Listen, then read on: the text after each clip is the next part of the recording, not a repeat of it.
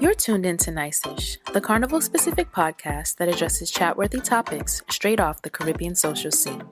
It's your one-stop spot to get all the information you need to be successful in this carnival-chasing lifestyle. You'll be filled with knowledge and getting updates from me, Sha, and other professionals in the field of Bacchanal. It's time to get nice. Well, hello, and welcome to the very first episode of RANT-TINGZ, which is basically me ranting about random things and shit that is just going on in my life. And but essentially this all began because I couldn't figure out what I wanted to do with the next episode.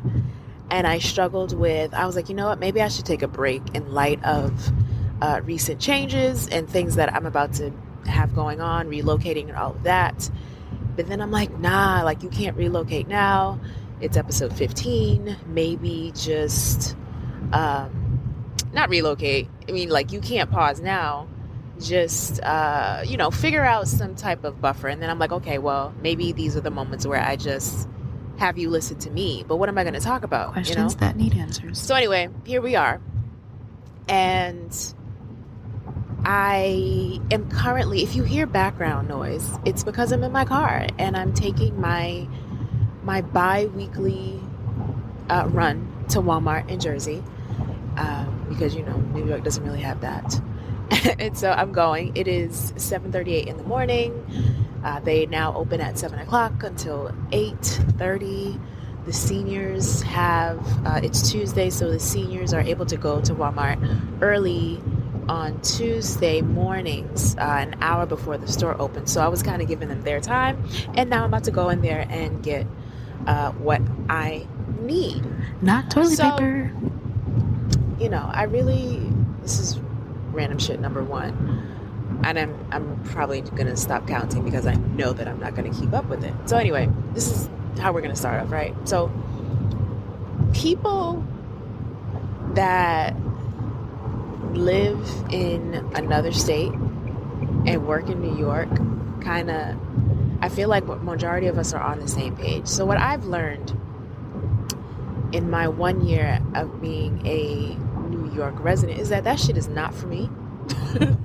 It's not. Everybody joked about Jersey and dirty Jersey and how it smelled, this, that, and the other. And I don't care. I love me some Jersey. I just love like peaceful places, and neighborhoods. And there's just a lot of shit about New York that I'm just like, yo, what in the entire F? And how and why did I really end up here? I know why and I know how. Why? But at the end of the day, like, nope, this isn't me. So I'm making my exit happily.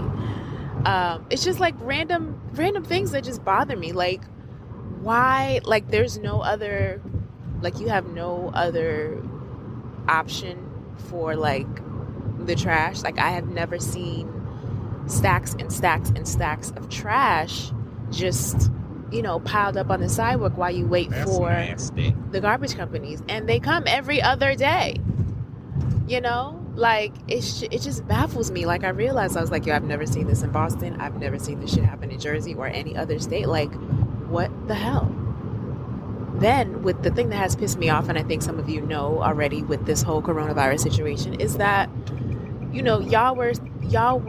took forever to suspend alternate side parking, and you're doing it now, but you're doing it in these 2-week increments, which I can respect. It's better than nothing.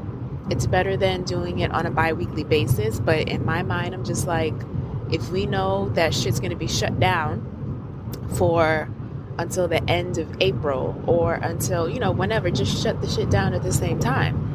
But anyway, that's neither here nor there. All I know is that I'm very excited to be on my way out because I enjoyed New York when I just visited. I think it's a whole new story when you actually live here. I stopped taking the freaking subway like over the summer because I just started to get grossed out by the germs that I am subjecting. That I'm like oh my God, I can't find my words. But that I'm exposing myself to it essentially. And I'm just like, nah, I'm good. This is too much. These are too many people. And look, where we there. Anyway. Yeah, I was like, yeah, I will be driving my 3 miles to and from work and struggling with parking. I don't care. Yeah, man. But I'm excited. Like, I need parking. I need to not struggle to find parking where I live. I need to not have to move my car every day. I need grass. Like I want to walk outside and I want to see an ample amount of grass or something. I need a porch. I don't know. I just need to not walk outside and be approached by a drug addict. And not for nothing. And then I always feel bad. And it makes me feel bad about like where we are as a people and where we come from and where we've been and how the drugs got here. And, like a whole bunch of other shit. Like I'm worried about the homeless people during coronavirus because it's like, y'all, who's helping you, and what are you doing to not spread it? Like there's just so many questions that I have. But yeah, here we are. And it's funny that, what's happening, not even funny, but what's happening is people are, everybody's kind of like in, reach out mode, where you are reaching out to your loved ones, people that you have not seen or heard from probably in a minute. I know I did that, especially, when you just realize that I was like, oh, this friend got sick. That friend got sick and passed. Like, okay, shit, let me get on top of my game. And then of course with that, your family is like that too. So my mother's like, I'm not a everyday on the phone kind of person. And if I am that way with you, like, it's like, you're my mother, you know what I mean? So I have like mixed feelings. So, she used to always want that. And now I'm like, you know what? Let me oblige, I realize that a text message isn't going to suffice. The woman wants to hear your voice. Give her that. It's just, I'm like, I want y'all to get on the same page. I need you to understand how this works. Granted, I don't feel like teaching. And then she was just like, oh, how do I join Instagram? You don't need Instagram. But you didn't even ask me what I want it for. Okay, what do you want it for? So apparently there's a car company that, displays whatever vehicles that they are selling on their Instagram website. And she wants a new car in Turks, which is okay, fine. You don't need an Instagram account for that. Just get the link. And when you get the link, you can just go and you can look at it. Oh, definitely not in the lane I'm supposed to be in. So, oh, did I miss my turn? Anyway, I sure did. So anyway, the reason why, so she's in need of a new car and she's being picky, which I understand. And if you don't know, so in Turks, you drive on the left-hand side, right? And some of the cars are, are US style where the wheel is on the left, and then other cars, the wheel is on the right side. She wants a left side car, but she doesn't want one of the cars that come from Japan. The cars that come from Japan are a lot cheaper, and I would definitely recommend it for her. However, when you get a car from Japan, you get a cheap car from Japan, some shit happens with the car. Guess what? You don't know what parts to get because all the shit's in Japanese. Everybody and their grandmother has a Japanese car in Turks. Some auto mechanic somewhere has to know something. Like, you should have some type of knowledge. But then I also understand you don't want to waste money on parts that you are not certain of, especially when the shit is going to take forever to get there, and you're probably going to pay more money than you absolutely need to. So I understand. So my heart goes out to people abroad that in countries like Turks where it's really hard to get shit. I know one of my friends made a joke and they were like, yeah, I know you probably like itching to be there right now, or, you wish that you were stuck there. And in my head, I'm like, Nope. honestly, I don't know. Because I don't know that I trust, like, say there are a number of cases in Turks, I don't know that I trust the system and the medical professionals to have what they need to be successful and handle the cases.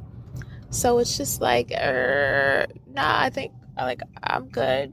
I think it's less of an opportunity for outbreak. You know what I mean? Because you can be, I don't know. But I just know that I don't think that I would want to be there, and I wouldn't want to be there at the same time, because if shit hits the fan, like, that's it, that's it. And I wouldn't want that. All right, moving on. So last week was a freaking struggle, just an emotional and mental struggle because of the shit that was happening in life. And for the most part, I really feel like, and I believe, and I know actually, that I'm a pretty positive person. It takes a lot to kind of get me down.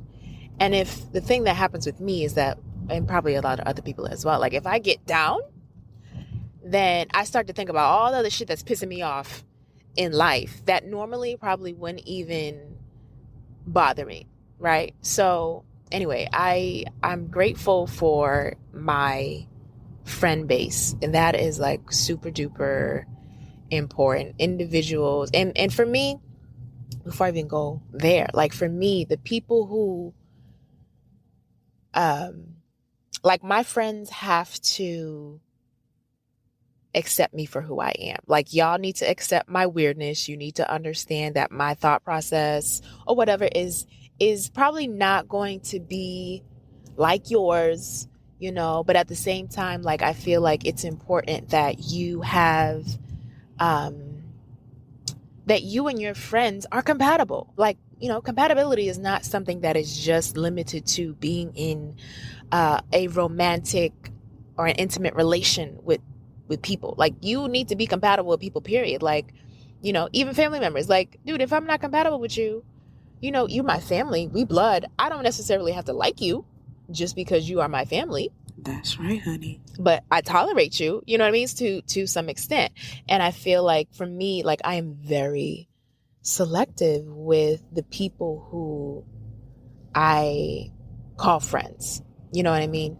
And for the most part, I think I've only made a couple glitches in life. Fool me once. And for the most part, like, I have spent either an ample amount of time with you, or I have, we have communicated consistently, over a period of time, whatever the case may be. Like, I have a handful of friends that I've known, like, damn near all my life. You know what I mean? Shout out to Janaya, who put me on to Bone Thugs and Harmony when we were 12. I met her when I was 9. She was 8. You know what I mean? Like, she's been my friend forever. And the thing that I love about relationships like hers is that no matter how much time goes by, like, there's no ill will. I may not speak to you for like a year. Maybe I'm exaggerating. This area has changed, honey. What in the hell is going on over here in Jersey? Sorry. But what I love is that, bro, like, shit's not changing. You know what I mean? Like, I call you up, we're chopping it up like ain't nothing happened. And if, she calls me at all the wrong times. And so I'm really never able to talk to her. And I feel bad. And then when I call back, like, I can't call back for long. You know what I mean? Like, and it doesn't mean that anything is wrong. It doesn't mean that I'm mad at you or mad at her or whatever. Like, no, we just haven't spoken. And it's okay. Like, Negroes is out here living life. You know what I mean? So I love that type of friendship. And I love when people just have that type of understanding. Like, if I don't talk to you for a week, it's okay. If I don't talk to you for a month, it's okay, or year, whatever. It's okay until like something like unfortunate happens. And then you're like, damn, I should have, you know what I mean? Like, and then you recognize like, damn, I should have been in contact more. But the fact of the matter is, like, honestly, like you are, being responsible and hopefully taking care of your own life. It's not that you're doing it on purpose. Like, you're not trying to detach from people. Or maybe some of you are, but that's never really my intent. You know what I'm saying? So, just saying that those type of friendships mean a lot to me, and it takes a great deal for me to trust people and let them in my space. So if you in my space and I confide in you and shit, you in there like swimwear. And even though ain't nobody in swimwear right now because niggas ain't going nowhere. So anyway, in my moment of just mental and emotional turmoil, and I won't even call it turmoil, I was just like in a pissy mood. I was like, you know what? I need screen time. I need screen time with a couple road dogs. Let me see who's available. So last week we had there was 3 of us on a call, and we had we were on there on WhatsApp video conference for damn near 5 hours talking about random shit, talking about work, talking about TV shows, talking about books. It was a wide array of topics over that almost near 5 hour period, right? And it was great. And that was before anything was wrong, actually. And then when I realized that, you know what, I need more screen time, when I was going through my little emotional drama, I was like, okay, I did a hangout. Not a hangout, what's it called? House party. So I joined House Party, and the House Party app is pretty cool. If you don't know, you should probably download it. And it's just a video conferencing, but you can play different games on there. So there's where one person is drawing something and you have to figure out what it is that they're drawing. Then you have another one that's kind of like Taboo. Then you have another game that's what's that? Cards for Humanity, which I really don't care for. I don't, you know what? I think I need a version that I can best relate to, because some of the topics and the things that are on there, they don't do it for me. But anyway, House Party is really cool. And then after we got off that phone call, I felt so much better. And I was just like, I love my friends. And mind you, all of this came after my little anger session. So I don't know what you guys do, and I'm curious to know what your methods of anger management were. So for example, I was in a mood, and anytime that I'm in a mood, the first thing that I need, especially if I'm angry, and I don't know why, but sometimes you need to stay angry, or not even need to, you want to stay angry. And that's me sometimes I'm like, no, I gotta let this rock, I gotta let this out. And so for me, what I end up doing is listening to my go-to anger music is Bone Thugs and Harmony. I mean, granted, I don't have to be angry to listen to them, but yeah, it's Bone Thugs and Harmony. I need hardcore rap, murder, murder, kill, kill, weed smoke, bud smokers only, mad shit, to just kind of get all of that aggression out. If it's not Bone Thugs, then maybe I need to listen to Machiavelli. Maybe I need to listen to album number 2, of Busta Rhymes, a number of shit that kind of puts me back in my hood place. And then when I've been in that place too long, it's like, okay, you can now return to peaceful, humble, high vibration Shamir, so yeah. So I listened to Bone Thugs for I definitely went through 5.5 albums, right? And if you don't know me, Bone Thugs and Harmony, those are my boys since I was young, and since they weren't looking shriveled up and old. So I listened to Faces of Death. Well, yeah, that was the very first album. Actually, no, I did not listen to Faces of Death. I listened to East 99 Eternal. Then I listened to both Art of War albums. Then I listened to Resurrection, which was the album that dropped in 2000.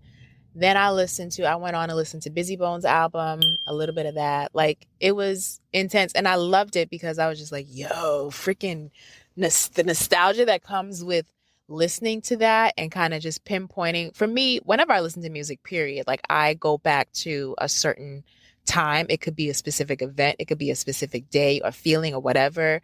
And when you listen to the music, I can even recall like smells, you know what I mean? Like, oh, this is what that smelled like when I was listening to this song back in, 97 or whatever year it was. So that's why I love music so much.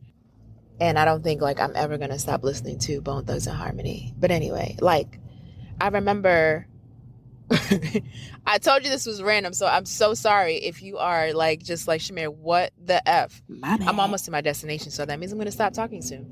But nah, if you know Bone, you know that them Negroes talk about weed all day. They can make the most melodic tune and rap about weed. And it wasn't until I think I smoked weed for the first time, I think when I was like 15. And you're just putting all my information out there. Anyway, when I was 15, right? And so it wasn't until, and I had already been listening to Bone for like 4 or 5 years already. And so at that time, I'm just like, I don't know what y'all are talking about. And when I did that at 15, I felt so connected. I was like, oh shit. And I made a point to go back and listen to the albums. Again, I was like, okay, so now I know what they're feeling like. Now I know what they're talking about. I can relate. We are on different levels. Like, we are now, like, I'm BTNH for life. You know what I mean? Like, this is new level shit. So anyway, I find it funny now going back and listening to the lyrics of all those albums. And every album, there is a weed song or multiple weed songs. There was also, when ecstasy became a thing back in the day, that was a song that they made. And I'm just like, y'all really out here promoting this shit. But it's like, you can't be, I mean, I guess it is what it is. And shit, Jenny Aiko was out here doing the same shit, and everybody else and their grandmother. So I guess, it is life. Such is life. People are actually out here doing these things. But anyway, who are we to judge, right? Just take care of yourself and don't OD. Don't die. I took the opportunity while I was upset to go to my car, listen to Bone Thugs while cleaning the inside of my car. So that's the other thing that I do when I am upset. I clean, and it works out because if you are pissed, oh seriously, if you are pissed about something, then when you're not pissed, you will have a clean car, clean a boat, a clean whatever. So here's what's the deal. This is new. The last time I came to Walmart, it was, you just go in. It is now 8 o'clock and in the morning, and there's a line outside. I guess I can respect it and I understand. So I'm going to pause. I'll be back with more rantings when my shopping is over. All right, I'm back.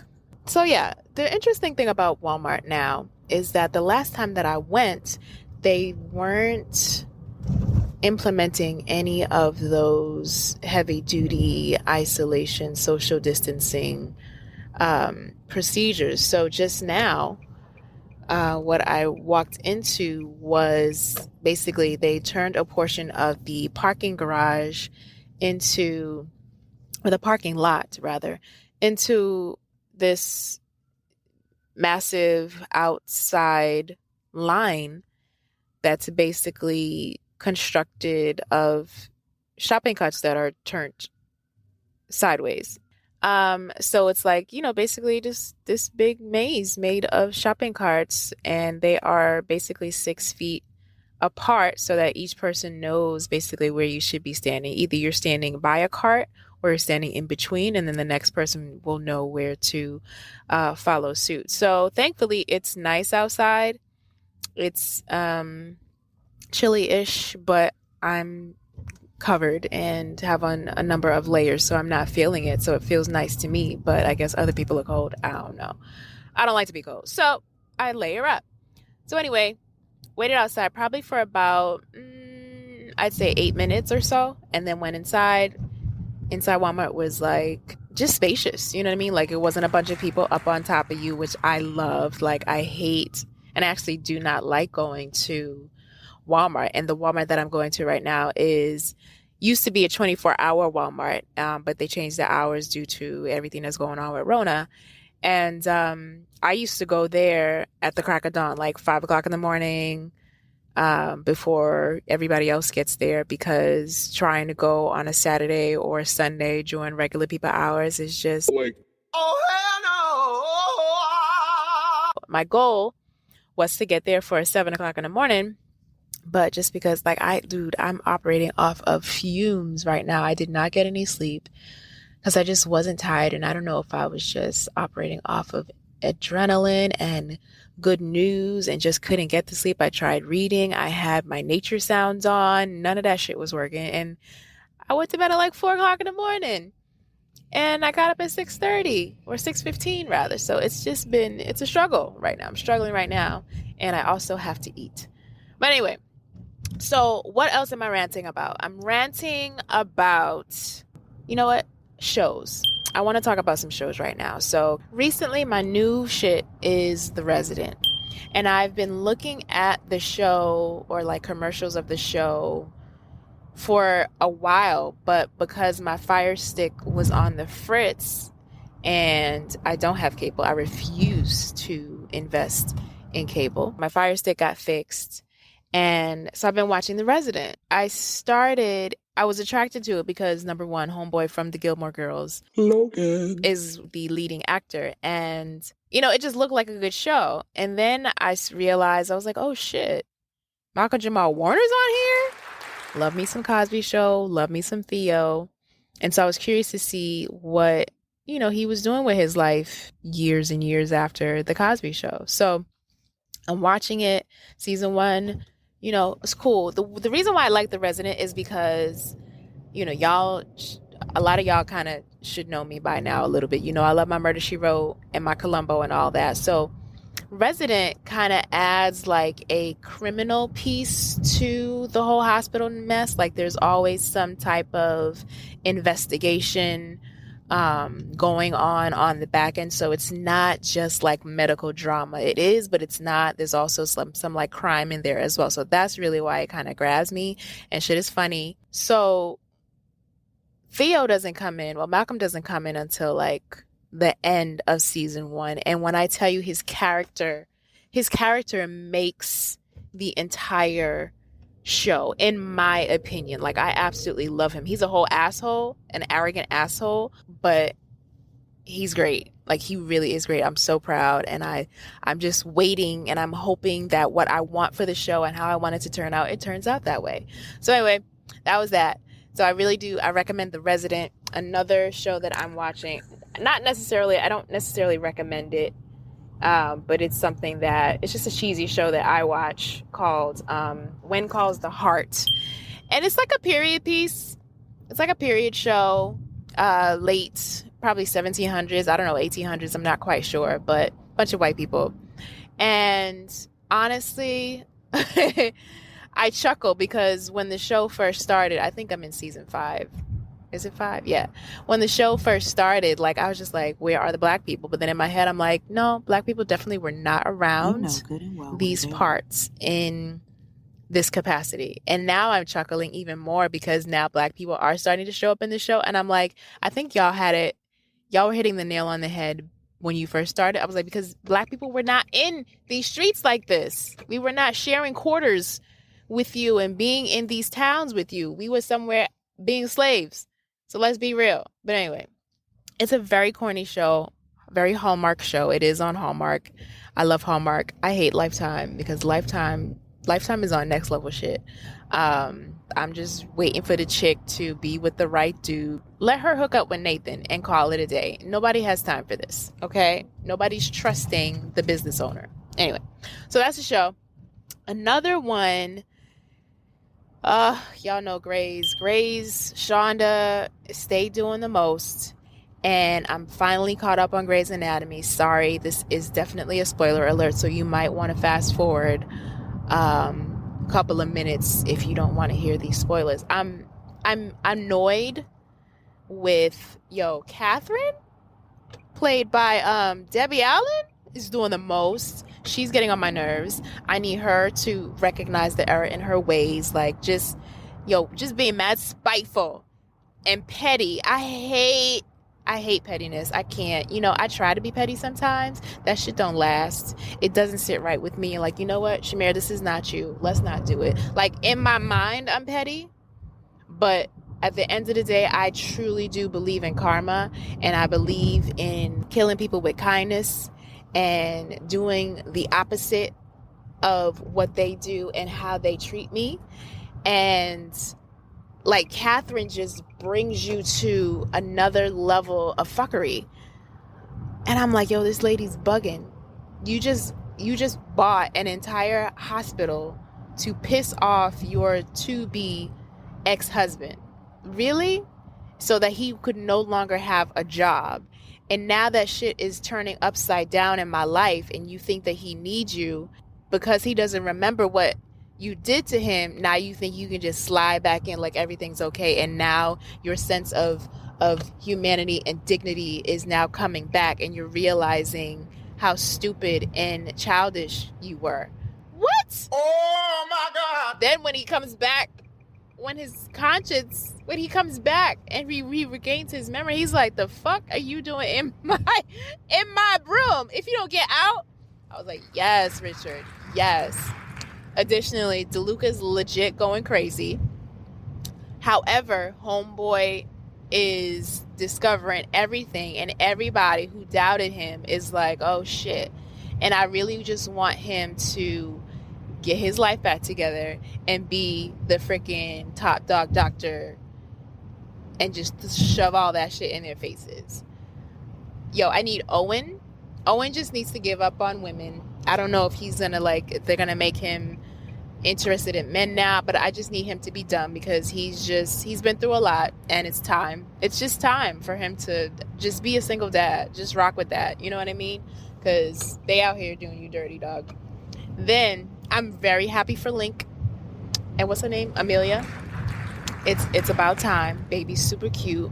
Link sexy as hell. I'm waiting for Meredith. Meredith needs to get with the foreign hot doctor. He's fine as hell.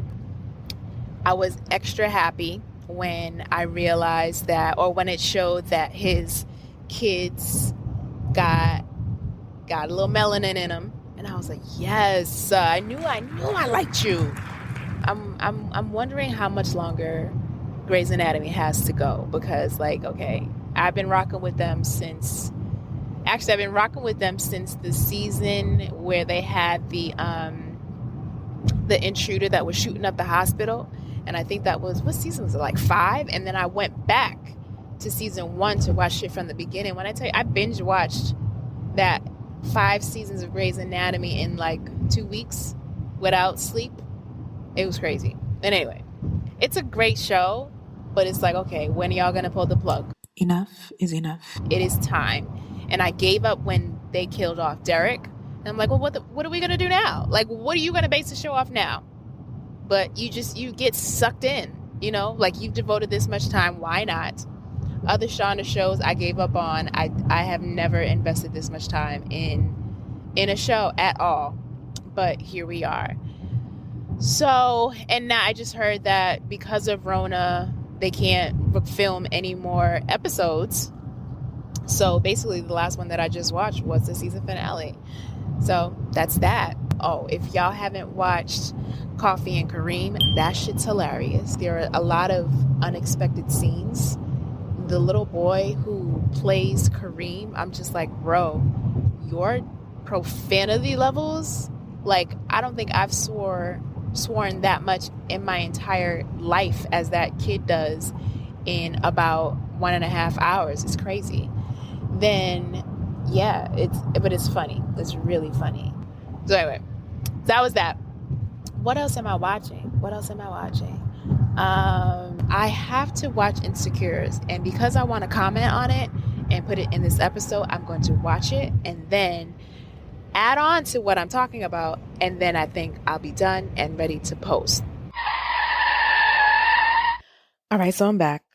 I just finished watching Insecure, and the reason why I excuse me, the reason why I like Insecure, well, I have like a love-hate relationship with it, honestly, because it hits so close to home, like not necessarily my life, but just understanding and knowing the ins and outs of things that other people are going to. And sometimes, like, depending on what season it was, like, there were tidbits that reminded me of shit that I've been through as well.